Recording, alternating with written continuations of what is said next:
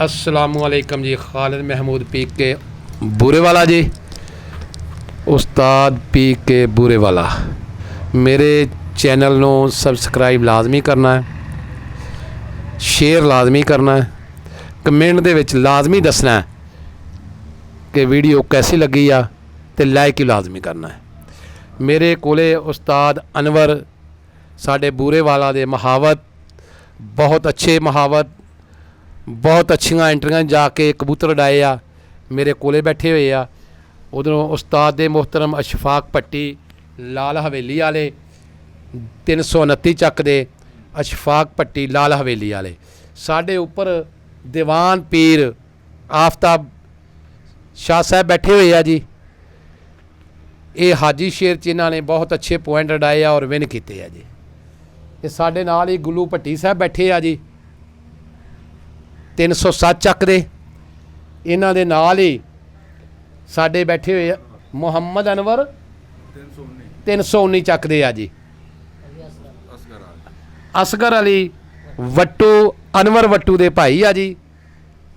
और मजाहिया बड़ियां गल्लां करदे आ। हाजी शेर जदों भी आउंदे जिमें वाले दिन महफल यही सजाउंदे आ।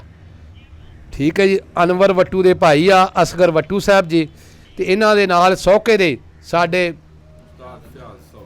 उस्ताद फयाज अमन सौका साहब बैठे आ। ते अज असी एक टिप देवांगे बहुत अच्छी, जिहड़े मच्छरां नूं कबूतर कट जांदे आ, बच्चियां नूं कटदे आ, उपर उन्हां दे कम मौके बन जांदे आ, जहरबाद बन जांदी आ।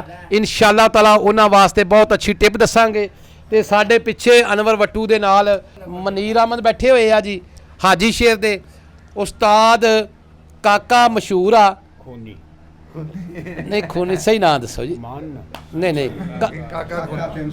काका 319 चक दे आ जी। मुख्तियार अहमद सौके तो आ जी। उहदे पिछे राणा जैदा बैठा है। उस्ताद अशफाक लाल हवेली दा शागिर्द 303 EB च जिहड़े टूरनामेंट है इस दफ़ा करा रहे हैं टूरनामेंट कमेटी दे नाल आ जी। ते इन्हां दे नाल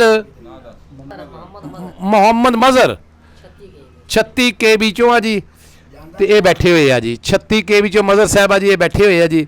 हुण असीं वो टिप दस्सण लगे आ कि जिहड़ी दोस्तां नाल वायदा कीता वा, वो टिप ये आ कि जिस वक्त बच्चे निकले आउंदे आ उन्हां नूं जहरबाद हुंदी आ, मच्छर लड़दे आ।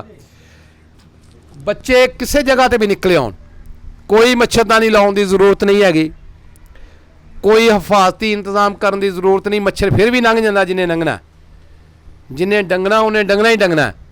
लेकिन जिस वक्त कबूतरी जिन्ने दिन ऊपर बहंदी आ बच्चे दे, उस टाइम तक कोई चीज़ नहीं रखनी, कोई चीज़ नहीं करनी। जिस वक्त सूए निकलते कबूतरी उत्तों उठ खड़दी आ, उस वक्त क्यूपैक्स पाउडर मिलता, क्यूपैक्स पाउडर मिलता जिहड़ा मच्छरां वास्ते हुंदा है। बच्चे उठा लेने आ, थल्ले उहदी जगह च 1-1 फुट तक क्यूपैक्स पाउडर जिहड़ा वो पा देना ते बच्चे उपर रख देने आ। इंशाअल्लाह ताला ये अमल बच्चे जवान होने तक कम अज़ कम 3 तो 4 दफ़ा करना है। तो वो बच्चों नूं इंशाअल्लाह अल्लाह दे हुक्म नाल मच्छर नहीं कट्टेगा। मच्छर वास्ते ये जिहड़ा पाउडर आ बहुत अच्छा वा। ये पाउडर बच्चों के थल्ले पाउणा इंशाअल्लाह ताला रड़े मैदान च भी पे होण ते बच्चे इंशाअल्लाह तंदुरुस्त भी होणगे और किसी किस्म का मच्छरां ते मच्छर हमला नहीं करनगे बच्चों ते। और मेरी वीडियो नूं अगे भी लाइक करना है, शेयर करना है, लाइक भी करना है और दोस्तों भी दसना है। मच्छर जिहड़े कटदे बच्चों नूं उहदे वास्ते साडा पैगाम आ। उस्ताद खालिद महमूद पी के, उस्ताद अशफाक और पीर दीवान साहब दे कोले आए हैं असीं, आफ्ताब साहब कोले।